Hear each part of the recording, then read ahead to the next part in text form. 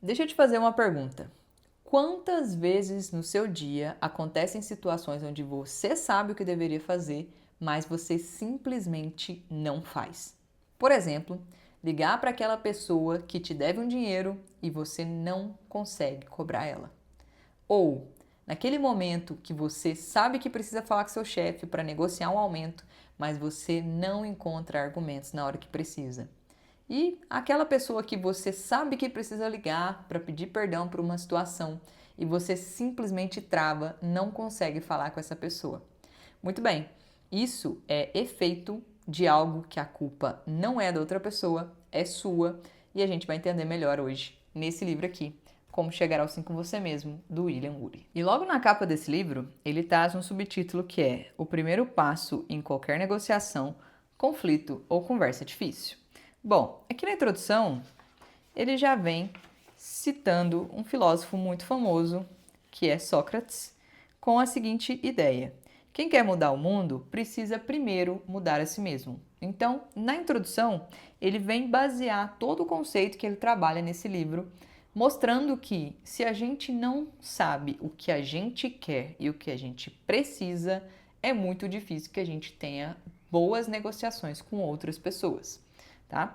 E ele traz aqui também o principal dilema que a gente enfrenta: como conseguir o que realmente queremos e ao mesmo tempo lidar com as necessidades de outras pessoas em nossa vida. Cara, eu acho que isso aqui é o mais difícil de tudo.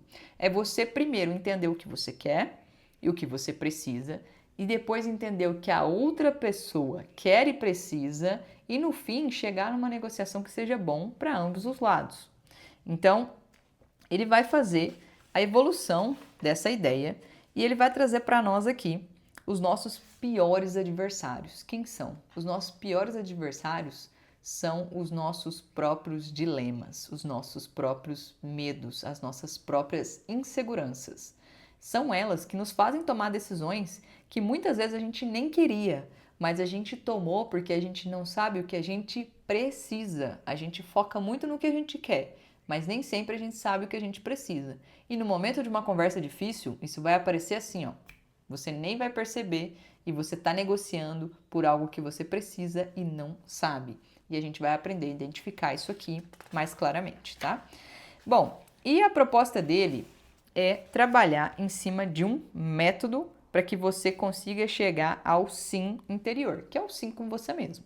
Nesse método, ele faz 6 passos, onde cada 2 passos representa uma parte do método. Na primeira, a gente tem o sim para si mesmo, depois o sim para a vida e depois o sim com os outros. No sim para si mesmo, ele divide em coloque-se no seu lugar e desenvolva seu bate na interior. No sim interior para a vida, no sim para a vida, ele traz o reenquadre seu panorama e mantenha-se no presente, e depois respeite os outros e saiba dar e receber. Dentro desse passo aqui, eu vou intensificar cada um, eu vou aprofundar cada um, para que você entenda como é que eles funcionam, tá?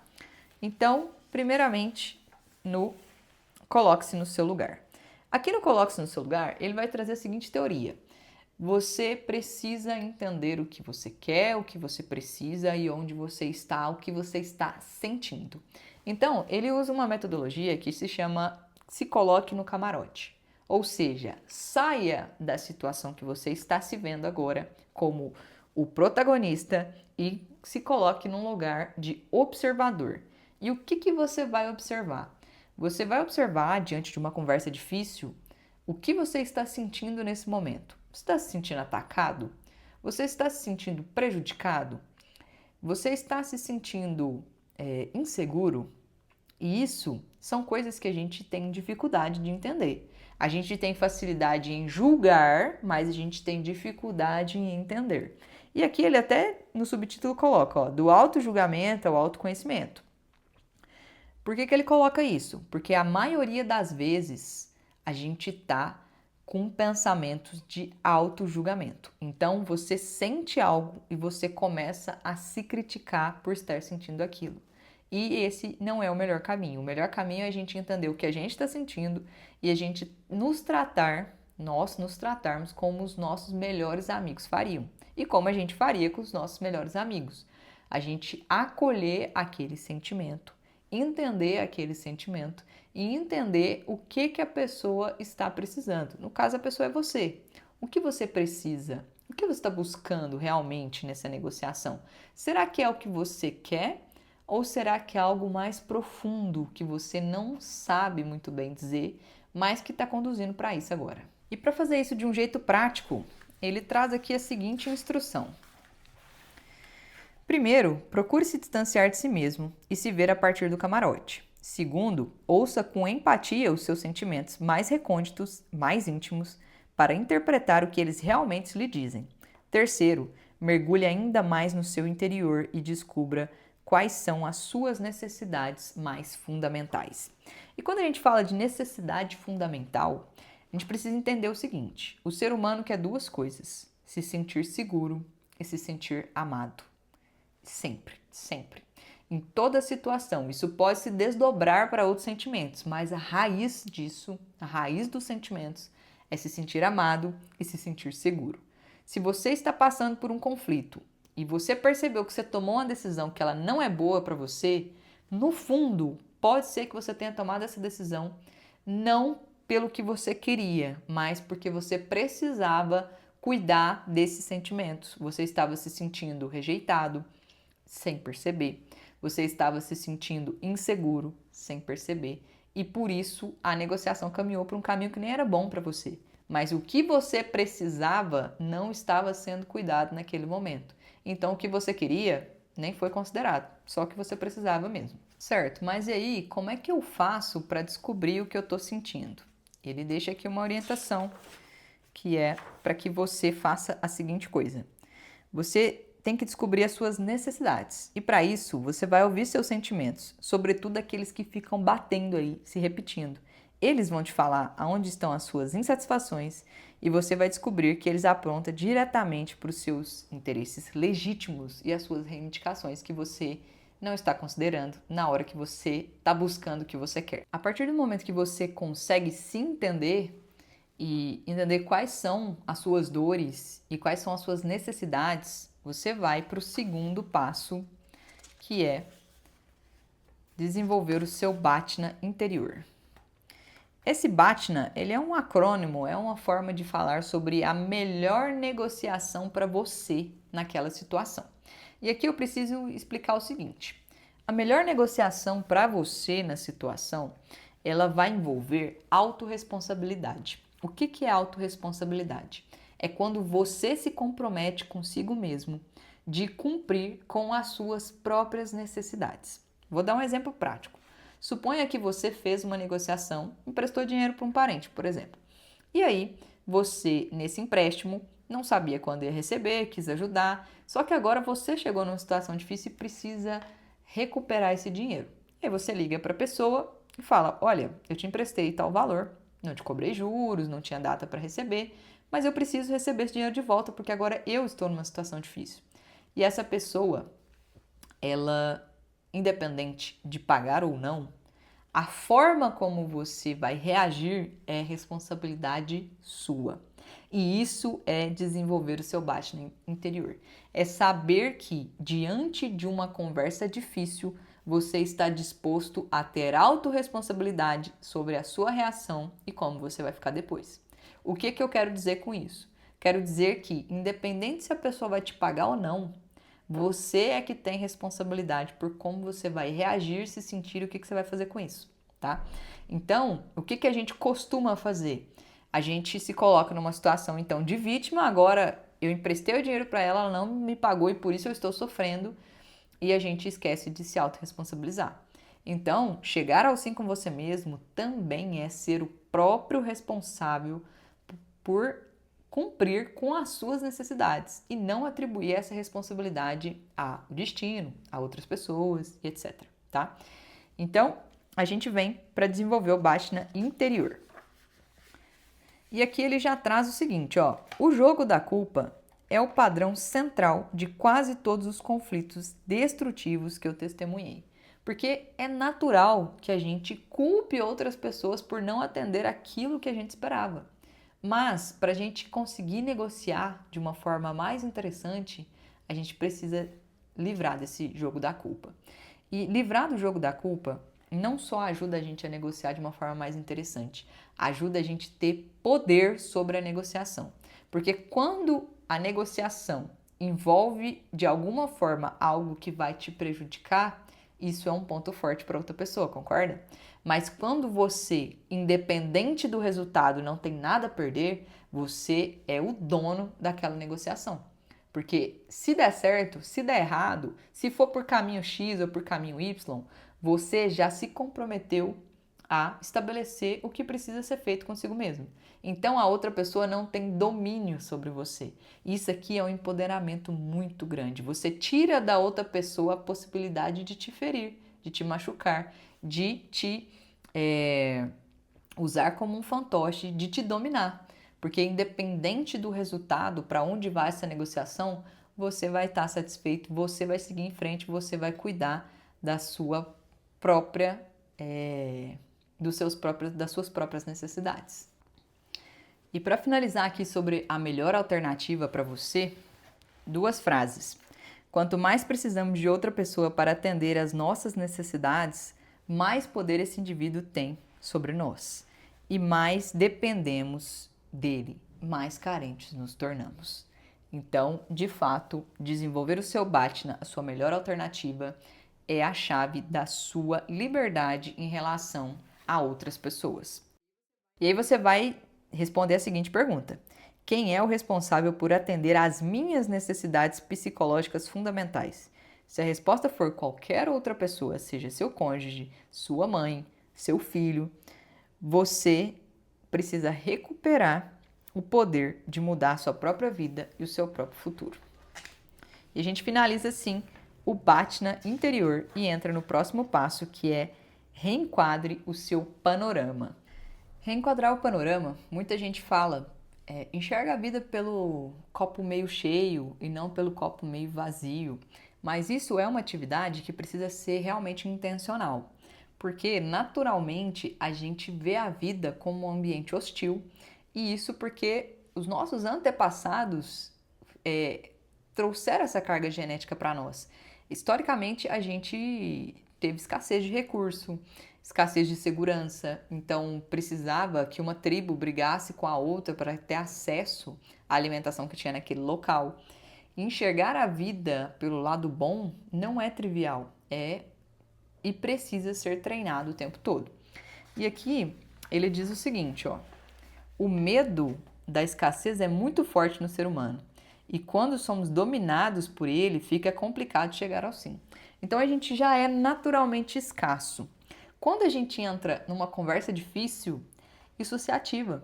Às vezes você não consegue ver de forma racional o que está acontecendo porque o seu medo da escassez ficou ativo. Por exemplo, você entra numa negociação onde você não aceita determinada situação porque você está perdendo. Você sente que está perdendo alguma coisa. E pode ser que você, na verdade, esteja ganhando liberdade, ganhando outra forma de fazer, mas por causa da escassez a gente tem essa tendência a manter relacionamentos ruins, situações difíceis, por medo de isso aqui é ruim, mas eu sei lidar, sabe? E aí eu não abro as portas para algo bom, ou eu não consigo enxergar coisas melhores.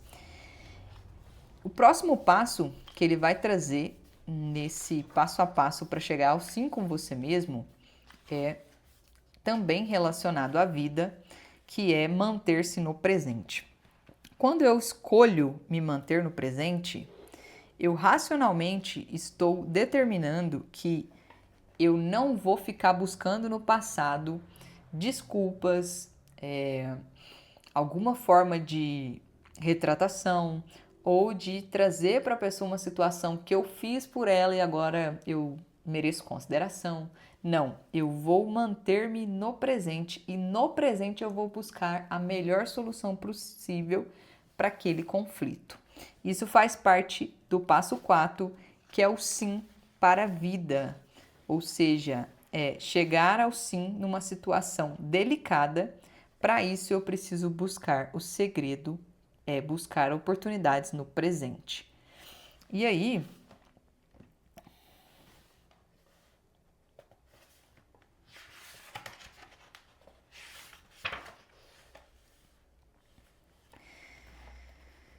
Manter-se no presente. Particularmente difícil para nós, principalmente porque nós, com as pessoas que nós temos conversas difíceis, geralmente são pessoas que nós temos histórias com elas.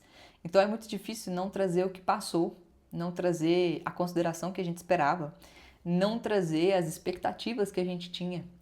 Mas o segredo para que você consiga chegar ao sim interior é você parar de buscar isso.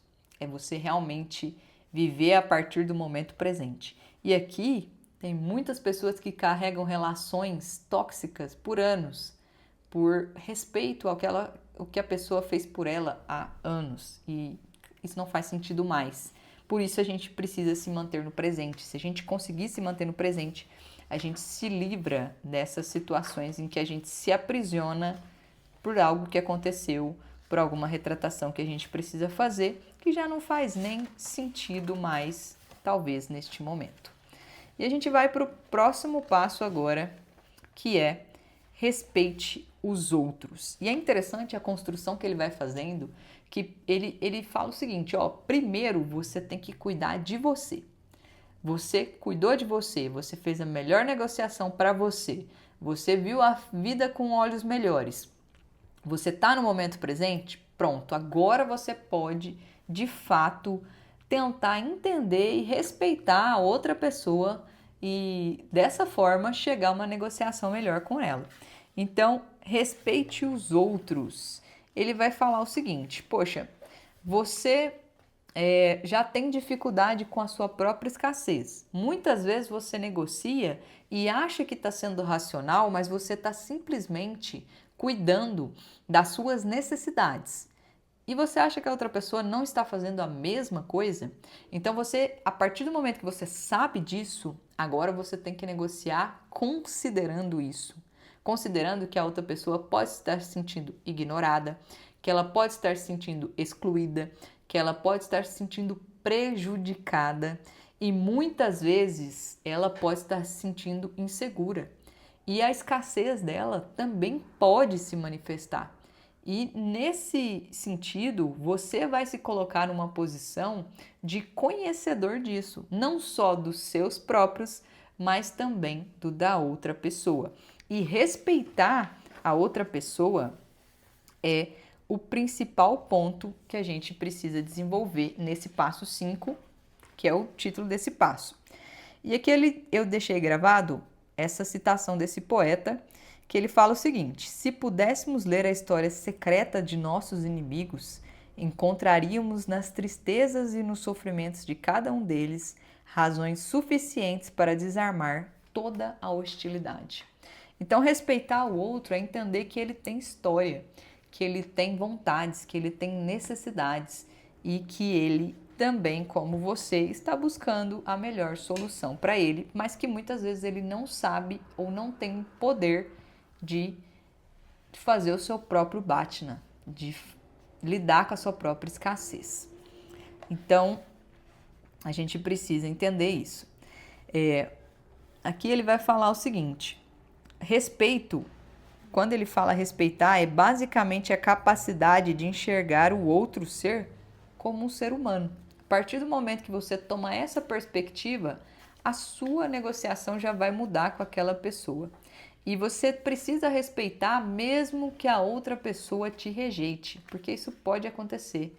Ela pode te desrespeitar, mas é uma escolha sua respeitá-la. O último capítulo ele chama Dar e Receber. E nesse capítulo aqui, ele vai falar o seguinte: para que você consiga ter uma negociação boa para os dois lados, você tem que estar disposto a doar. Muitas vezes a gente vai fazer uma negociação, vai ter uma conversa difícil e a gente já sabe tudo que a gente quer.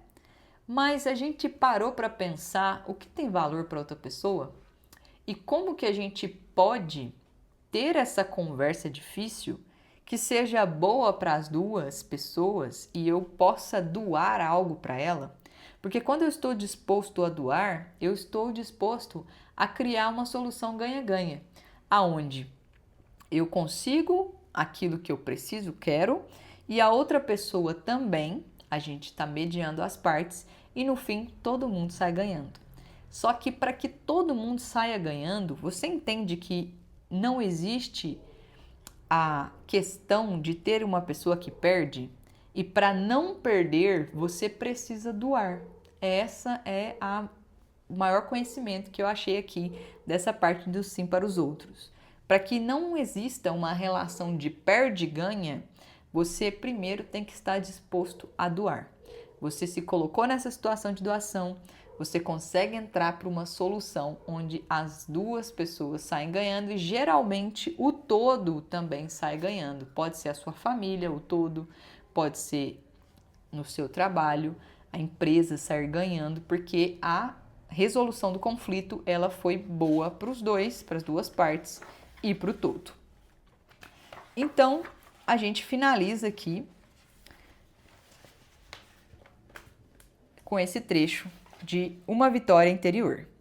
A pessoa provavelmente mais me trará problemas durante o dia.